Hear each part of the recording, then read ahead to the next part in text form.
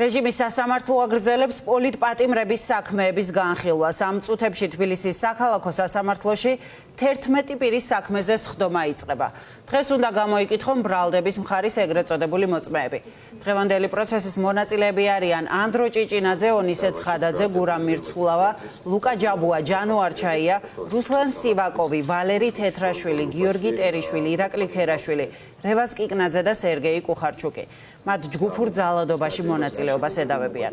ნუცა ბახუტაშვილი გვეტყვის სასამართლოდან დაიწყო თუ არა სხდომა და რა კომენტარები კეთდება მხარეების მხრიდან.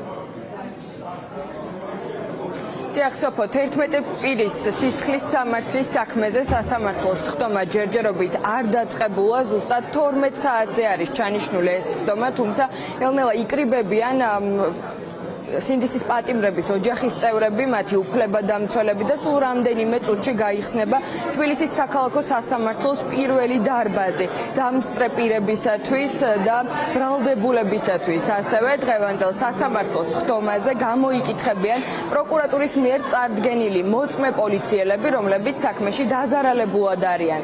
ცნობილები ადვოკატების შეფასებით საინტერესო იქნება მათი ჩვენებები სასამართლოს წინაშე, რადგან გავრცელებული პრაქტიკის მიხედვით, როგორც ეს წინა სასამართლო პროცესებზე იხილეს, ძირითადად მოწმე პოლიციელები ვერაფერ ღირებულ ინფორმაციას სასამართლოს ვერ აწვდიან და ხშირ შემთხვევაში ვერ ადასტურებენ საერთოდ რაიმე კონკრეტულს, მაგალითად წარმოადგენდა თუ არა რომელიმე პირი იმ ადამიანს, რომელმაც დაზიანებები მიაყენა და ვერ აწვდიან სასამართლოს მნიშვნელოვან ინფორმაციას. ჯერჯერობით უცნობი არის თუ რამდენ მოწმეს წარადგენს პროკურატურა დღეს დასაკითხად წინა სასამართლოს სხდომაზე და იკითხა მხოლოდ ერთი მოწმე პოლიციელი.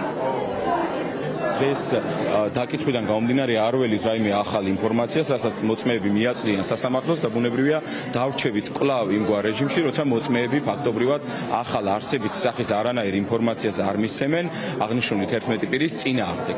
რაც შეეხება მიზანი, რა შეიძლება კონდეს ბრალდების მხარეს, ერთ-ერთი მიზანი რისი ეჭვიც მაქვს არის ის, რომ გამიზნულად არასწორი ფორმით ხდება საერთო ფონის დამძიმება, რომ თითქოს მშვიდობიანად გამოსული პროტესტანტები აქციაზე იყვნენ რაიმე უკანონო მოქმედების ჩამდენი, თუმცა ესე არ არის. როგორც ჩვენ დაცვის მხარე პირველივე დღიდან მიუთითებდით, ამ პიროვნებებს არ აქვთ არანაირი შეხება კონკრეტულად ანდრო ჭიჭინაძესთან და ამ სისხლის სამართლის საქმესთან ზოგადად.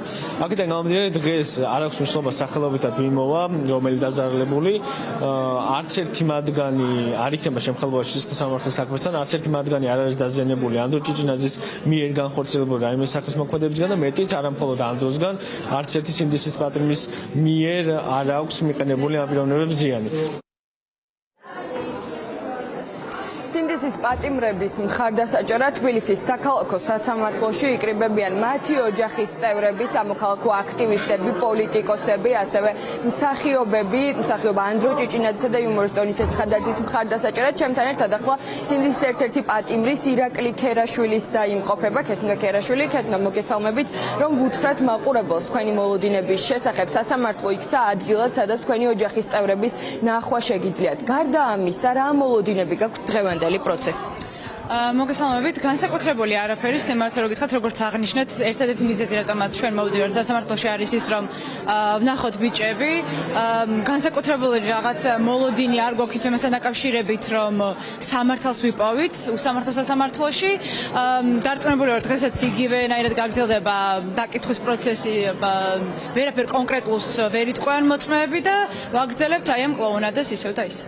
ძალიან დიდი მადლობა ქეთნა ქერაშვილს უსმენდით. თქვენ ირაკლი ქერაშვილის და სინდისის ერთ-ერთი პატიმრის ოჯახის წევრს სასამართლოს სულ რამდენიმე წუთში უნდა დაიწყოს თბილისის საქალაქო სასამართლოს პირველ დარბაზში უნდა გაიხსნას სხდომა და მოსამართლე ნინო გალუსტაშვილმა უნდა მოისმინოს იმ მოწმე პოლიციელების ჩვენებები, რომლებიც საქმეში დაზარალებულად არიან ცნობილები.